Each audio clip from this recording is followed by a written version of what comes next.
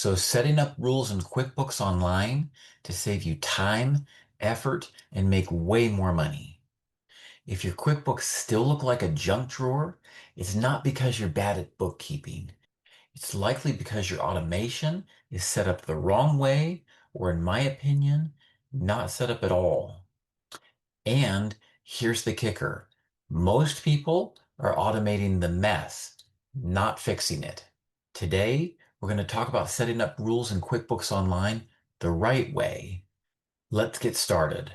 So before we even touch rules, we need to talk about your foundation, because automation only works if your categories are clean. Think of it like this. Setting up rules on a messy chart of accounts is like putting your laundry on autopilot. But your closet is already chaos. Do laundry like this, and you're just organizing the mess faster. What clean actually means? Merge duplicate accounts. Don't create 47 versions of advertising. Use sub-accounts only if reports actually need them. And most importantly, use consistent naming. Like this: Amazon Office, Google Ads, Stripe fees. Simple, predictable, repeatable. Because if you don't standardize up front, rules don't fix your books. They automate chaos. And this is where most people go wrong. They jump straight into automation thinking it will save them, but here's what nobody tells you. Bad structure plus automation equals faster mistakes. So part 2, the bank text trick. Now let's talk about the biggest rule mistake I see. Almost everyone builds rules using the description field. That's the wrong move. Instead, you want to use bank text. Here's why. The description field, it changes a lot. Banks format things differently. Apps tweak wording. It's inconsistent. But the raw bank text, that's usually way more stable. So if you build rules off description, you get random misses, and you'll be wondering why your automation kind of works sometimes. Here's the pro move. Go to Bank Transactions, Pending, open a real transaction. Create the rule directly from it. That copies the exact bank text so you're not guessing. And one more thing most people miss, click Show Bank Details. Seriously, that shows what's actually coming in from the bank. That one tweak alone will eliminate most of your rule errors. And it's one of those tiny changes that makes everything just work. So now let's actually build rules, but the right way. Most people go way too broad.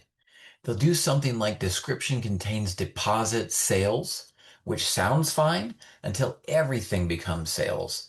That's how your reports get wrecked. Instead, be specific. Use multiple conditions. For example, description contains Amazon and amount greater than $50. Now you're narrowing it down. You can combine contains, amount greater or less than, equals, and or logic. Think of it like filters on steroids. And here's a big one people miss. Rule order matters. Put specific rules above generic rules. Example, Amazon Web Services software would go above Amazon Office Supplies. Rules run top to bottom. First match wins. So order matters more than you think. Now, auto add, and this is where people get into trouble. Consider only turning on auto add for low risk, high volume stuff. Merchant fees, tolls, small subscriptions, Stripe payouts. Everything else, let it pre-fill, but still review it. Because automation should reduce your workload, not quietly destroy your books behind the scenes. So bank rules versus recurring transactions. So this next one, this is where people accidentally double their expenses or revenue. We need to separate two things: bank rules versus recurring transactions. Bank rules categorize transactions that come in. Recurring transactions actually create them before the bank even hits. So use recurring transactions for stuff like rent, insurance, loan payments, software subscriptions. Now, here's the problem.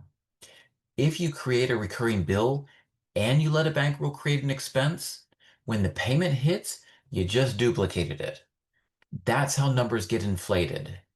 Instead, you want the bank transaction to match the recurring entry. Match, don't duplicate.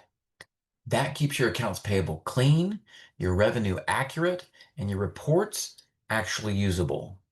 So automation without mistakes. This is where everything comes together. So how do you actually scale this without things breaking? Here's the simple system. Weekly, clear your For Review tab. If you see the same transaction 5 to 10 times, build a rule. Monthly, reconcile your accounts, fix anything miscategorized, adjust rule order if needed. Quarterly, review your rules list, delete outdated vendors, disable seasonal rules, look for overly broad conditions. And here's an advanced tip. Run a report like transaction detail by vendor. If you see 20 PayPal transactions sitting in uncategorized, that's not a problem. That's a rule waiting to be built.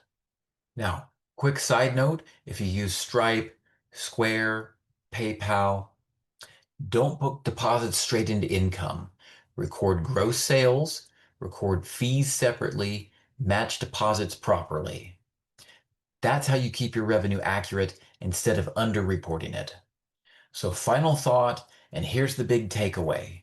Start clean, use bank text, be specific, don't overuse auto add, and review your system regularly.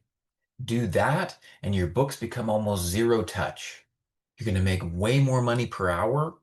You're going to look back and wonder why you ever spent hours manually categorizing transactions in the first place.